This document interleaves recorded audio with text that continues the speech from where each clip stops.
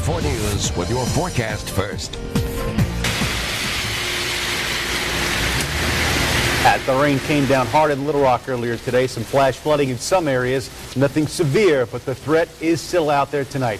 Good evening, everybody. Thank you for joining us tonight at 5. I'm Bob Clausen. Hi, everyone. I'm Jessica Dean. We have got several meteorologists with us tonight. Let's go now to Keith Monahan and Greg D. Guys, where do we stand right now?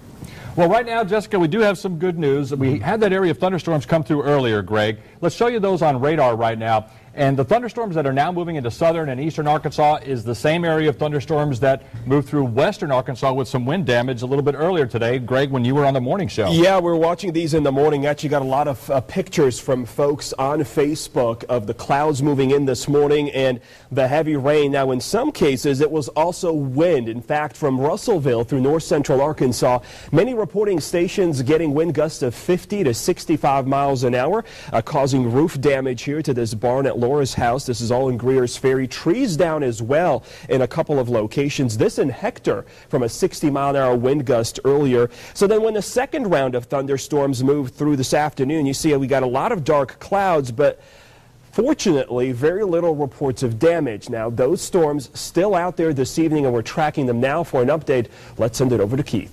Well, thank you, Greg. We do still have that area of strong thunderstorms moving through southeastern parts of Arkansas. That is where the highest threat of any isolated tornadoes would be as we head through the next couple of hours. In fact, the tornado watch that was in effect for much of central and southern Arkansas has been canceled. For right now, we only have one severe thunderstorm warning for a small part of northwestern Miller County down near Texarkana. We still are watching a line of strong thunderstorms with some very heavy rain making its way eastward. That'll be arriving in the Little Rock area right around sunset tonight. And again, the main threat with that line is going to be strong winds, but especially very heavy rain. That tornado watch remains in effect until 10 o'clock for only far eastern and far southern Arkansas. But again, a big flooding threat will be very evident across the area tonight. Some places picking up as much as 3 to 5 inches of rain. We'll have your complete forecast coming up in just a few minutes. All right, Keith, thank you very much. And cleanup begins in Benton County after a severe storm there tore down trees and damaged homes, especially in Siloam Springs. That's where we find Tyler Thomason live near one home that is being cleaned up even as we speak. Hey, Tyler, good evening. Good evening, guys. I'm actually standing in the front yard of a home on Westwood Drive that suffered a lot of damage from 2 trees that fell over. We're going to pan over to my left here, and you'll see a local tree service is actually working on that damage right now. A large tree, as you see, overturned onto their roof. There's actually a larger tree in their backyard that has also overturned. We spent some time in the Bentonville and Rogers area actually earlier today, where we also saw other overturned trees, other homes damaged. I spoke with this local tree service business, and he says that they have received about 500% increase in call volume just today. He actually compares some of that service compared to the ice storm in 2009 in this area. Here's what folks had to say. So we were just sitting in the house last night kind of watching the weather, and all of a sudden we heard this extremely loud bang. Oh, I knew I was going to be busy this morning calling people.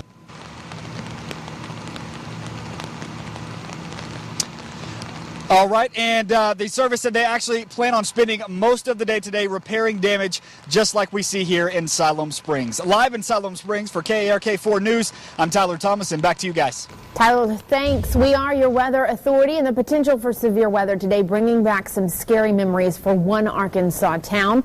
KARK 4's Josh Berry is in Arkadelphia tonight, where fire officials there are preparing with the tornado of 1997 in mind. And Josh, that was a big one.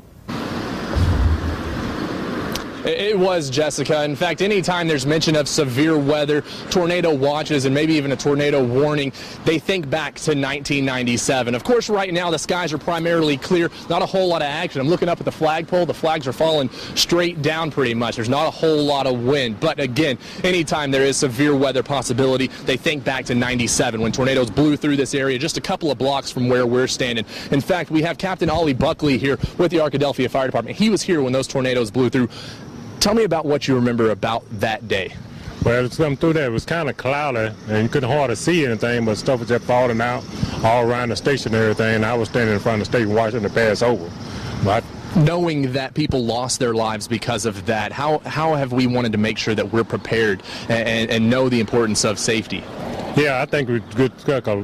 it wasn't for the safe room, then we didn't know no idea we're going to be able to get out of the station or anything when the pass over. So with the safe room, that sure help a lot.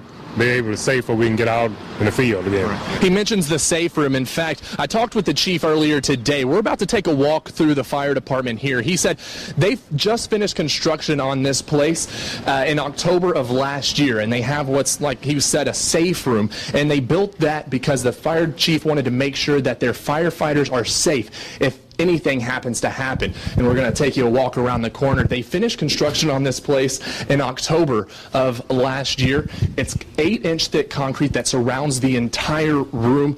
On the floor down here, 4 feet of concrete below us. They say that this room, where a lot of the firefighters sleep, can withstand 300-mile-an-hour plus winds. And while it's primarily for the firefighters, he says if there happens to be people from the community out on the street need an immediate place to go if tornadoes happen or if something serious is going on, they'll of course invite them in. However, coming up on KARK4 at 6, we're going to take you to another place that is designed for the community. Until then, we are live in Arkadelphia. Josh Berry, KARK4 News. All right, Josh, interesting insight there. Thanks very much. Another area dealing with some strong storms this evening, and that's where we find KARK4's Caroline Whiteman with more on what they are seeing in this part of the state. Hey, Caroline.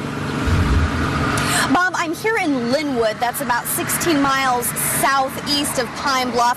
And it's raining a little bit right now, but the winds have died down significantly. Let me show you the sky. We actually watched as the dark clouds rolled into Pine Bluff this afternoon, and the rain came pouring down as it moved in a southeasterly direction. We followed the storm, got in our live truck, and came down here to Linwood. Again, heavy rains. We did experience some thunder and lightning, but no damage to report of. You know, some strong winds, but right now it seems to have calmed down. And most of what we're seeing, especially on the highway here, this is 65 near the junction of 199, mostly drivers are just dealing with wet roads, but we are going to remain out here. We're going to monitor the situation, and we will have live reports coming up throughout the evening. Back to you. All right, Caroline, thanks so much. Turning now to an update on Monday's deadly tornado in Moore, Oklahoma. We are now 1 day later, and emergency teams are still in rescue and recovery mode.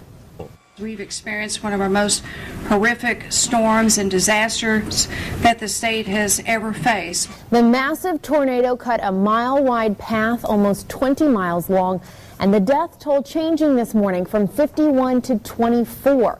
Officials noting some bodies were counted twice. However, officials still do not know how many people are missing. We do know more than 230 people are reportedly injured. A Parkview High School student shot, reportedly by her boyfriend, as she was leaving graduation practice at Verizon Arena today. Police say it appears the shooter then turned the gun on himself. KARK4's Marcy Manley live in North Little Rock with more tonight. Marcy. Well, Jessica, we now know the identity of the young woman shot outside Verizon Arena here today. Police say her name is Jasmine Fisher, and she's a senior at Parkview High School. She's also expected to recover from her injuries. She's still at UAMS at this hour. Now, the young man has also been identified by police as Christian Jackson. He's also expected to recover from his injuries, though police also plan to serve him with a warrant for attempted capital murder. Now, according to witnesses, gunshots rang out here at Verizon Arena around 11:15 this morning. Parkview High School was wrapping up its graduation practice as students from McClellan High School were arriving for theirs. Now, according to police, the young woman, that's Fisher, was leaving Verizon Arena and saw the suspected shooter out in the parking lot. She then turned back to the arena. Police believe she was afraid of him. She was shot at least once, though witnesses say she sustained at least 2 wounds. Police believe the shooter then turned the gun on himself. She just kept saying that her ex-boyfriend shot her. She don't know why he did it. And, I mean, this is just a crazy way to start your graduation. The Little Rock School District believes this was an isolated incident and graduation ceremonies are going to continue as planned, though increased security will be on site. Bags will be checked at the door by security personnel. Now, speaking to those who identify themselves as family members of Jackson, that's the suspected shooter, they say that the two had been dating for quite a while, though arguing as of late. Some of those family members even plan to attend this young girl's graduation, though neither of them will be in attendance tonight. Instead, Instead of walking across this graduation stage, she'll be recovering from her wounds in a hospital room. Reporting from North Little Rock, I'm Marcy Manley for KARK 4 News. Still ahead tonight, more on the devastation in Oklahoma. Some chilling images of children being pulled out of that debris that used to be a school. We'll tell you why one Arkansas school district says they are prepared for a similar situation. Plus, a big night on The Voice this evening. 10 will become 8, and it's all because of your vote, or lack thereof. We're going to check in with the crew in Los Angeles a little bit later in the broadcast. And it was a potentially dangerous severe weather day across Arkansas. Fortunately, that threat now dropping off a little bit, right? Yeah, that's right, especially in central Arkansas. But southern Arkansas still under a tornado watch until 10 o'clock this evening from Howard through Nevada County. And also Calhoun, Bradley, and Drew counties also under that tornado watch. And also far eastern Arkansas from Phillips County all the way up to Clay County as well. Central Arkansas, northern Arkansas still under a flash flood watch because we are still expecting plenty of heavy rainfall. Keith, look at this radar right now. Well, we do have another line of strong thunderstorms coming into western Arkansas. The only warning right now, extreme northwestern Miller County. Severe thunderstorm warning in effect until 5:45. Your complete forecast is just minutes away. This is KARK 4 News at 5 in high definition with Bob Clausen, Jessica Dean, and Chief Meteorologist Keith Monahan.